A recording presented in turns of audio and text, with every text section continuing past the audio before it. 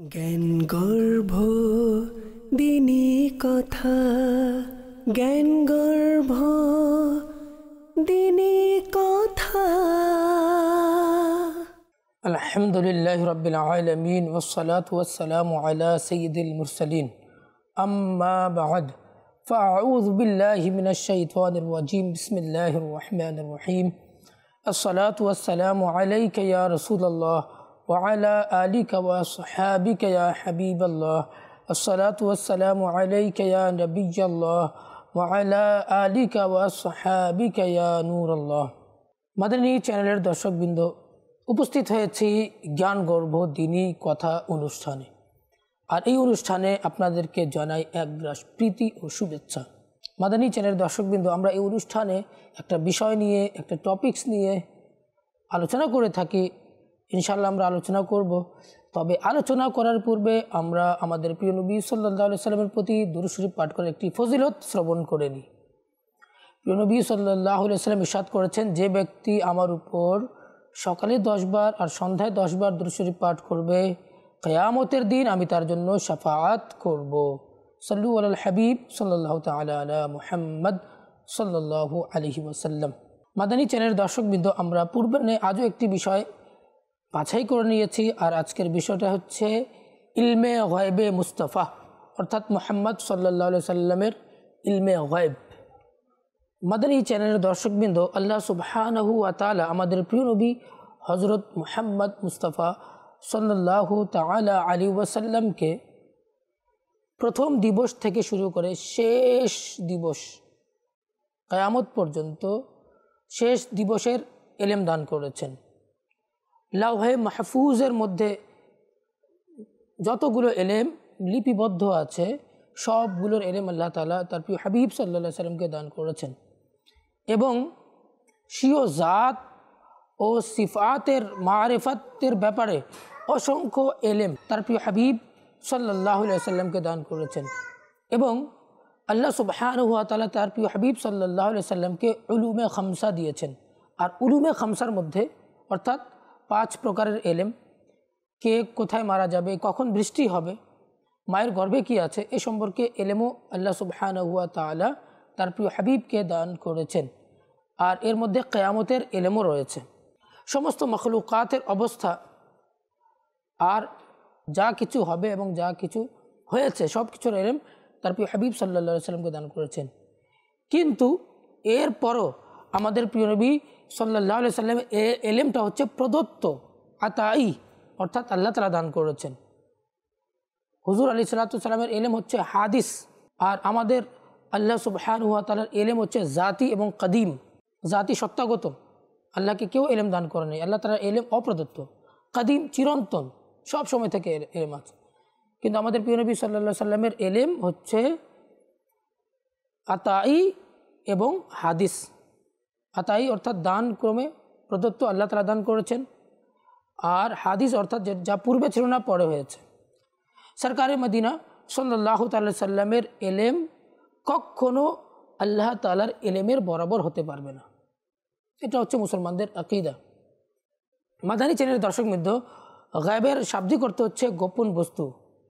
আর শরীভাবে বলা হয় যে গায়ব হচ্ছে এমন অদৃশ্য বিষয়ক জ্ঞান যা পঞ্চ ইন্দ্রিয় অর্থাৎ দেখা, শোনা, ঘ্রাণ নেয়া এবং স্বাদ নেয়ার মাধ্যমে এবং স্পর্শ করার মাধ্যমে বোধগম্য না হওয়া এবং চিন্তা চেতনার মাধ্যমে বুঝতে না পারা, যেমন জান্নাত, জাহান্নাম ইত্যাদি আমাদের জন্য এ সময় অদৃশ্য।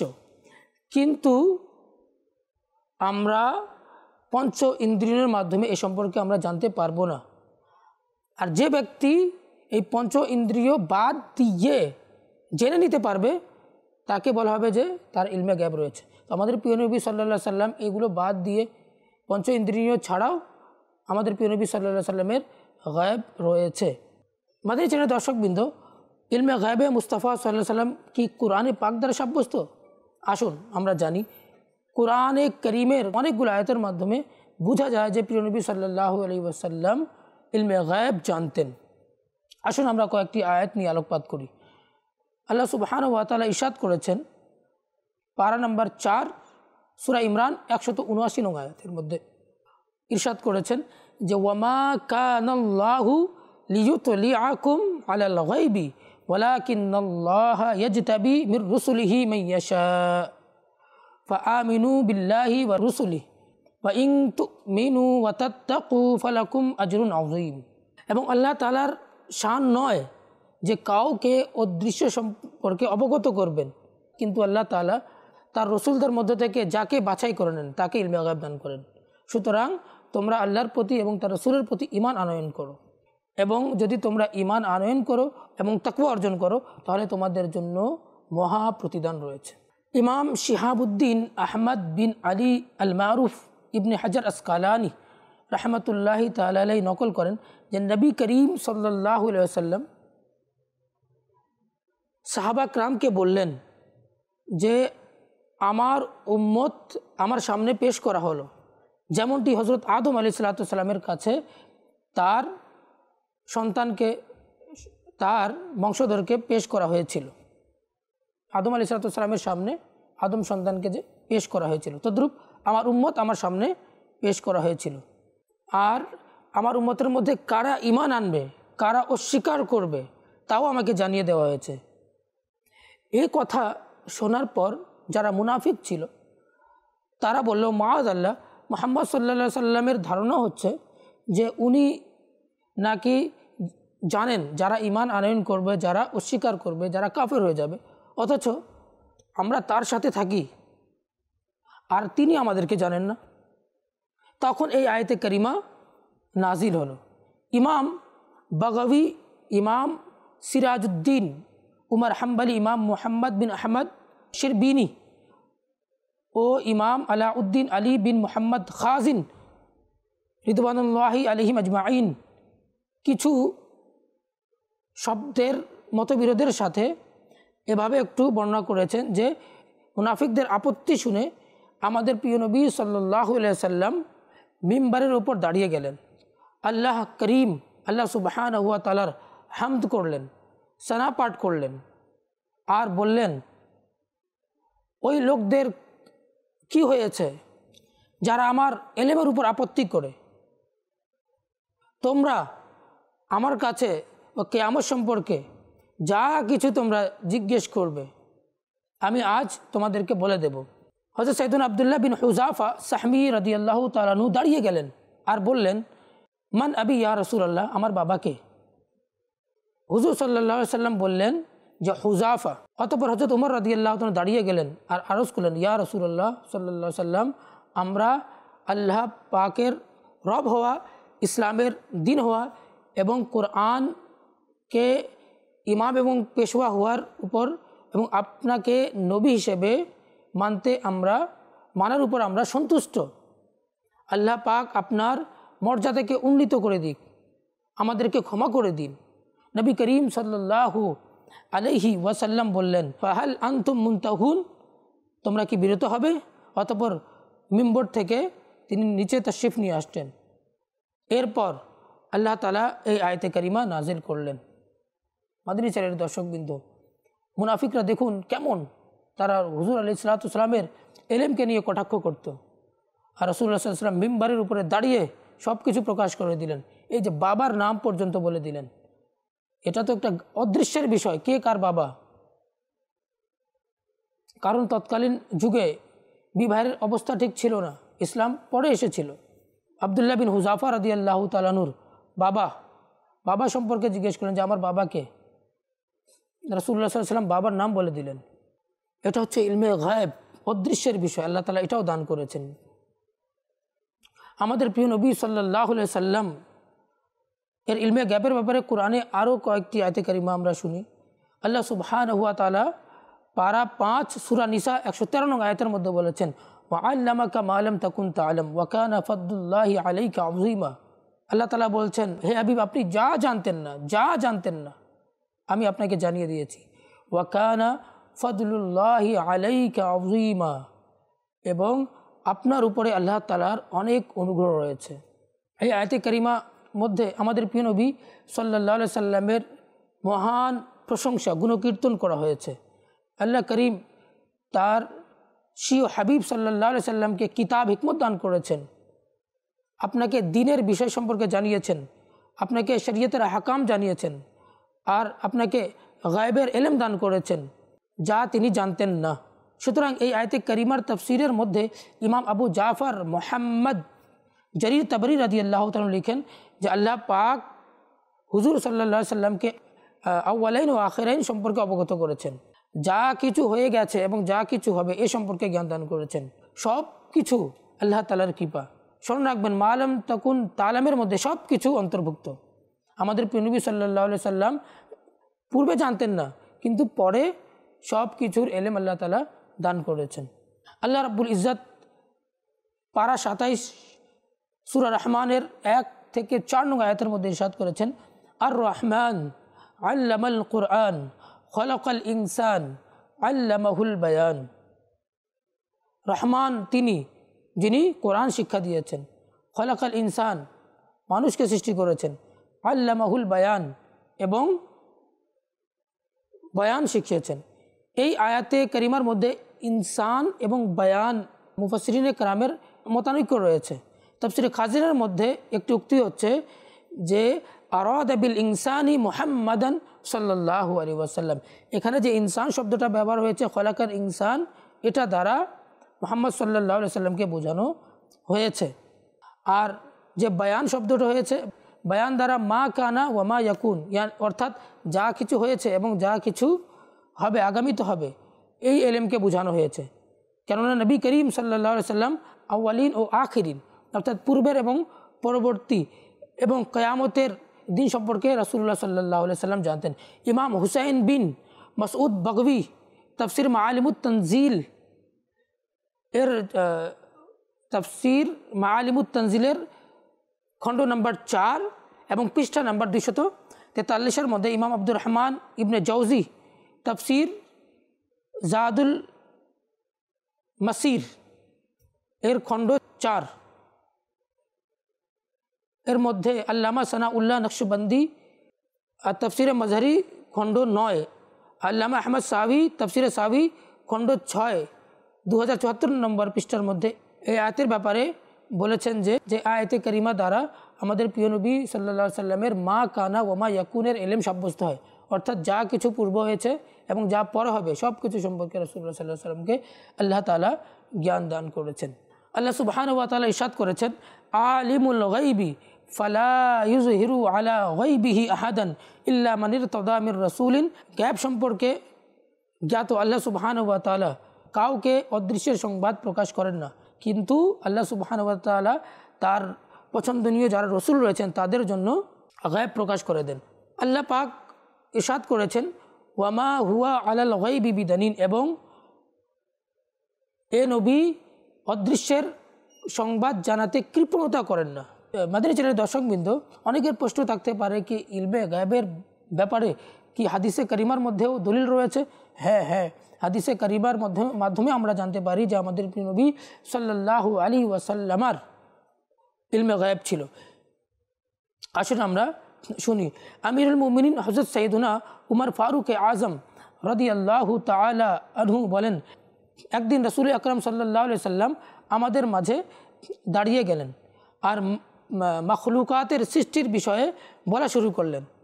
এমনকি জান্নাতীরা তাদের জান্নাতে কোথায় স্থান রয়েছে সে পর্যন্ত পৌঁছে গেল, আর জাহান্নামীরা তাদের ঠিকানায় কোথায় পৌঁছাবে এ সম্পর্কে বর্ণনা হয়ে গেল। যাদের স্মরণ রাখার ছিল তারা স্মরণ রেখেছ, যাদের ভুলার ছিল তারা ভুলে গিয়েছে। সুবহানাল্লাহ, সুবহানাল্লাহ। মাদানী চ্যানেলের দর্শকবৃন্দ দেখুন হযরত উমর রাদিয়াল্লাহু তাআলা কি বলছেন, যে কোন কোন ব্যক্তি জান্নাতে যাবে, কোন কোন ব্যক্তি জাহান্নামে যাবে এই সম্পর্কে রাসূলুল্লাহ সাল্লাল্লাহু আলাইহি সাল্লাম জানিয়ে দিয়েছিলেন। এ থেকেও বোঝা যায় আমাদের প্রিয় নবী সাল্লাল্লাহু আলাইহি সাল্লামের ইলমে গায়ব ছিল। হযরত সাইয়্যিদুনা আমর বিন আখতাব আল আনসারী রাদিয়াল্লাহু তাআলা থেকে বর্ণিত, একদিন নবী করিম সাল্লাল্লাহু আলাইহি সাল্লাম ফজরের নামাজ থেকে শুরু করে সূর্য অস্ত যাওয়া পর্যন্ত খুতবা ইরশাদ করলেন, আর মাঝখানে যে জোহরের নামাজ ছিল এবং আসরের নামাজ ছিল জোহরের নামাজ এবং আসরের নামাজ ব্যতীত রাসূলুল্লাহ সাল্লাল্লাহু আলাইহি ওয়াসাল্লাম আর কোনো কাজ করেননি, শুধু খুতবাই ইরশাদ করলেন, শুধু জোহর এবং আসরের সময় নামাজের বিরতি নেন। হযরত আমর বিন আখতাব বলেন, যা কিছু হয়েছে এবং কিয়ামত পর্যন্ত যা কিছু হবে সব কিছু সম্পর্কে নবী সাল্লাল্লাহু আলাইহি ওয়াসাল্লাম সেদিন বর্ণনা করে দিলেন। আমাদের মাঝে ওই ব্যক্তি বেশি অধিক জ্ঞানী যে অধিক স্মরণ রেখেছে। মাদানী চ্যানেল দর্শকবৃন্দ, হযরত সাইয়েদুনা আব্দুল্লাহ ইবনে মাসউদ রাদিয়াল্লাহু তাআলা আনহু বলেন, হুদাইবিয়া সন্ধি থেকে প্রত্যাবর্তনের সময় এক জায়গায় নবী সাল্লাল্লাহু আলাইহি ওয়াসাল্লাম এবং সাহাবা কেরাম এর উট এদিক সেদিক ছড়িয়ে পড়লো। সবাই নিজ নিজ উটগুলো নিয়ে আসলো, কিন্তু রাসূলুল্লাহ সাল্লাল্লাহু আলাইহি ওয়াসাল্লামের উট কোথায় চলে গিয়েছে কেউ জানে না। অনেক খোঁজাখুঁজি হলো, পাওয়া যায়নি। কিন্তু রাসূলুল্লাহ সাল্লাল্লাহু আলাইহি ওয়াসাল্লাম একজন সাহাবীকে ডাকলেন এবং বললেন, যা অমুক জায়গায় অমুক অমুক স্থানে আমার উট রয়েছে, নিয়ে এসো। তো দেখুন রাসূলুল্লাহ সাল্লাল্লাহু আলাইহি ওয়াসাল্লাম কীভাবে জানতে পারলেন যে অমুক জায়গায় আছে? এটা অদৃশ্যের জ্ঞান ছিল, বিধায়িত রাসূলুল্লাহ সাল্লাল্লাহু আলাইহি ওয়াসাল্লাম বলে দিলেন, যাও অমুক জায়গায় আমার উট আছে, ওখান থেকে তোমরা নিয়ে এসো। আর ওই সাহাবী গেলেন, একদম যে জায়গায় রাসূলুল্লাহ সাল্লাল্লাহু আলাইহি ওয়াসাল্লাম বলেছেন, যে স্থানের কথা বলেছেন, ঠিক সেই স্থানের মধ্যে ওই উট ছিল। আল্লাহু আকবার। হযরত সাইয়েদুনা আনাস বিন মালিক রাদিয়াল্লাহু তাআলা আনহু বলেন, বদর যুদ্ধের সময় নবী করিম সাল্লাল্লাহু আলাইহি ওয়াসাল্লাম বলে দিলেন যে আবু জেহেল এখানে মারা যাবে, উতবা এখানে মারা যাবে, সাইবা এখানে মারা যাবে, এবং লাঠি দিয়ে রাসূলুল্লাহ সাল্লাল্লাহু আলাইহি ওয়াসাল্লাম ওই চিহ্ন করে দিচ্ছিলেন যে কে কোথায় মারা যাবে, আলামত বলে দিচ্ছিলেন। আর ঠিক বদর যুদ্ধের দিন যেখানে রাসূলুল্লাহ সাল্লাল্লাহু আলাইহি ওয়াসাল্লাম বলেছেন সেখানে আবু জেহেল মারা গিয়েছে, যেখানে উতবা মারা যাবে, যেখানে মারা যাওয়ার কথা বলেছিলেন যে উতবা কোথায় মারা যাবে, সেখানে উতবা মারা গিয়েছিল, সেখানে সাইবা মারা গিয়েছিল। এটা ইলমে গায়েব নয় তো কি, পূর্বে জানিয়ে দিয়েছেন কে কোথায় মারা যাবে। আল্লাহু আকবার। আল্লাহ তাআলা যেন আমাদেরকে বুঝার তৌফিক দান করুক। হযরত সাইয়েদুনা আবু মুসা আশআরী রাদিয়াল্লাহু তাআলা আনহু বলেন, হুজুর নবী করিম সাল্লাল্লাহু আলাইহি ওয়াসাল্লামের কাছে এমন প্রশ্ন করা হলো যা রাসূলুল্লাহ সাল্লাল্লাহু আলাইহি ওয়াসাল্লাম পছন্দ করেননি। যখন বারবার প্রশ্ন করা হলো তিনি অসন্তুষ্ট হলেন। তারপর সেখানকার উপস্থিত লোকদেরকে বললেন, সালুনি আম্মা শাইতুম, তোমাদের যা ইচ্ছা তোমরা আমাকে প্রশ্ন করো। এক ব্যক্তি আরজ করলো, মান আবি ইয়া রাসূলুল্লাহ, আমার বাবাকে? তখন রাসূলুল্লাহ সাল্লাল্লাহু আলাইহি ওয়াসাল্লাম বলেন, আবুকা হুযাফা, তোমার বাবা হচ্ছে হুযাফা। অতঃপর আরেকজন মানুষ দাঁড়িয়ে বলল, মান আবি ইয়া রাসূলুল্লাহ, রাসূলুল্লাহ সাল্লাল্লাহু আলাইহি ওয়াসাল্লাম বললেন, সালিম মাওলা শাইবা, এটা হচ্ছে তোমার বাবার নাম। যখন হযরত সাইয়েদুনা উমর ফারুক আজম রাদিয়াল্লাহু তাআলা আনহু হুজুর আলাইহিস সালাতু ওয়াস সালামের চেহারার মধ্যে জালাল দেখলেন, তখন আরজ করলেন, ইয়া রাসূলুল্লাহ সাল্লাল্লাহু আলাইহি ওয়াসাল্লাম, আমরা আল্লাহ তাআলার কাছে তওবা করছি। সুবহানাল্লাহ সুবহানাল্লাহ। চিন্তা করে দেখুন মাদানী চ্যানেল দর্শকবৃন্দ, রাসূলুল্লাহ সাল্লাল্লাহু আলাইহি ওয়াসাল্লাম কেমন কেমন খবর দিয়েছেন, অদৃশ্যের সংবাদ দিয়েছেন, হাদিস দ্বারা বোঝা যায়। কিন্তু আজ দেখা যায় আমাদের সমাজের মধ্যে এমন লোক আছে জোরপূর্বকভাবে বলতে যায় যে আমাদের রাসূল সাল্লাল্লাহু আলাইহি ওয়াসাল্লাম গায়েব জানেন না। তারা যদি কোরআন সঠিকভাবে স্টাডি করে, তারা যদি হাদিস সঠিকভাবে স্টাডি করে, হ্যাঁ, তবে স্টাডি করতে হবে সঠিক মানুষের কাছে, যাদের আকীদা শুদ্ধ, তাদের কাছে যদি স্টাডি করে অবশ্যই তারা জানতে পারবে যে হ্যাঁ, আল্লাহ তাআলা তার রাসূলগণকে গায়েবের ইলম দান করে থাকেন। মাদানী চ্যানেলের দর্শকবৃন্দ, তবে একটা জিনিস জানতে হবে, কিছু কিছু নাম রয়েছে এটা আল্লাহ তাআলার জন্য খাস।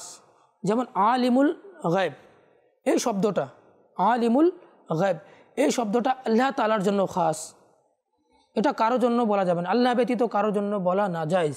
রাসূলুল্লাহ সাল্লাল্লাহু আলাইহি সাল্লামের জন্য বলা যাবে না যে রাসূলুল্লাহ সাল্লাল্লাহু আলাইহি সাল্লাম আলিমুল গায়েব, কারণ এই শব্দটা খাস। হ্যাঁ, এটা বলতে পারবো যে রাসূলুল্লাহ সাল্লাল্লাহু আলাইহি সাল্লামের গায়েবের ইলম রয়েছে, কিন্তু এই শব্দটা আলিমুল গায়েব শুধুমাত্র আল্লাহ তাআলার জন্য খাস, আল্লাহ ব্যতীত কারোর জন্য বলা বৈধ নয়। আল্লাহ তাআলা যেন আমাদেরকে বুঝার তৌফিক দান করুক। মাদানী চ্যানেলের দর্শকবৃন্দ, আগামী পর্বে আমরা আরও একটা চমৎকার বিষয় নিয়ে উপস্থিত হব। আর আগামী অনুষ্ঠান দেখার আপনাদের অনুরোধ রইল। ভালো থাকুন, সুস্থ থাকুন, মাদানী চ্যানেল দেখতে থাকুন। জ্ঞান গর্ভ দিনী কথা জ্ঞানগর্ভ দিনী কথা।